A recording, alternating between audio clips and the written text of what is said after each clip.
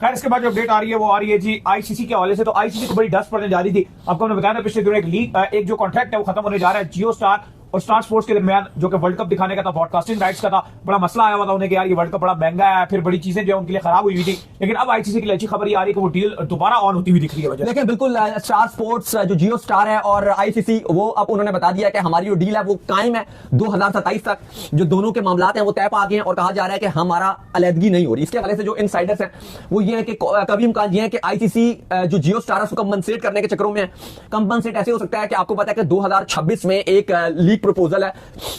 जैसे आप कह सकते हो कि चैंपियंस लीग है, हर एक चैंपियन टीम आ जाएगी एक लीग से। एक तो वो कराने का भी आईसीसी इरादा रखता है, एक तो वो पॉसिबिलिटी भी है, और दूसरा ये कि थोड़े बहुत शायद पैसे भी कम किए जाएं, डील रीनेगोशिएट की जाए। आईसीसी थोड़ा अगले जो 2 वर्ल्ड कप्स हैं, स्पेशली T20 वर्ल्ड कप जो 2026 का है और 2027 का वर्ल्ड कप है, इसमें थोड़ा सा मामला कम रखा जाएगा, थोड़ा सा पैसे कम कर दिए जाएंगे। लेकिन बहरहाल डील जो है वो ऑन रखी गई है। और पहले आपको पता है कि जियो स्टार ने थोड़ा सा प्रेशराइज किया था आईसीसी को कि भाई हमें तो नुकसान हो रहा है, हमें तो इतना प्रॉफिट नहीं हो रहा, हम इतना इन्वेस्ट कर रहे हैं। तो फाइनली मामला हल होने पर आ गए हैं और अब ये गुड न्यूज है T20 वर्ल्ड कप 2026 के हवाले से कि मामलात एज यूजुअल चलेंगे और स्टार स्पोर्ट्स ही उसका मेन ब्रॉडकास्टर रहेगा। खैर इसके बाद जो अपडेट आ रही है जी हमारे पास वो आ रही है, अगर आप बात करें तो इंडिया के हवाले से, तो इंडिया की जो पोजीशन है वो टेस्ट में भी डाउन हुई है। T20 में तो कल उनको शिकस्त हुई थी, लेकिन टेस्ट में हमने हमेशा देखा है कि एशियन रीजन की अगर आप बात कर लें तो उसमें इंडिया हमेशा जो है वो डोमिनेट कर रहा होता है। स्पेशली रैंकिंग्स की भी अगर आप बात कर लें, WTC का जो पॉइंट्स टेबल होता है, इंडिया उसमें हमेशा एक ऐसी पोजीशन के ऊपर खड़ा होता है कि उसका चांस बन ही रहा होता है यार वो किसी न किसी तरीके से जो है वो WTC का जो फिनाले है वो खेलने की पूरी कोशिश करता है। लेकिन इस बार की जो साइकिल चल रही है वो ऐसा लग रहा है कि इंडिया के लिए चीजें थोड़ी मुश्किल होती जा रही है,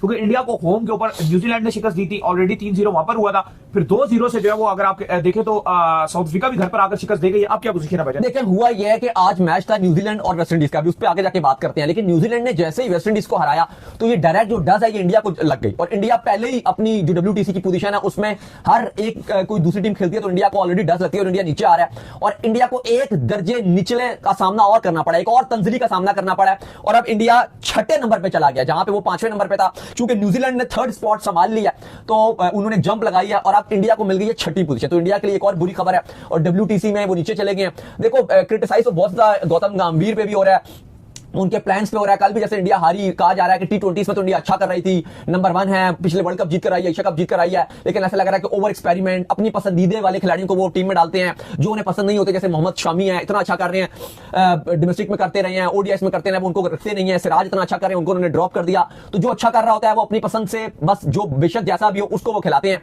शुभमन गिल 0 परफॉर्मेंस है, लेकिन उसमें उसको उन्होंने टीम में जबरदस्ती डाला हुआ है, और ऐसा लग रहा है कि इंडियन T20 टीम का भी उन्होंने कबाड़ा किया हुआ है। प्लस इंडिया का T20 में भी उनको शिकस्त होना शुरू हो गई है, क्योंकि ऐसे लग रहा था शायद इंडिया साउथ अफ्रीका को T20 में तो बिल्कुल करीब भी नहीं आने देगी। घर पर खेल रही है, वर्ल्ड कप के लिए पूरी तरीके से तैयार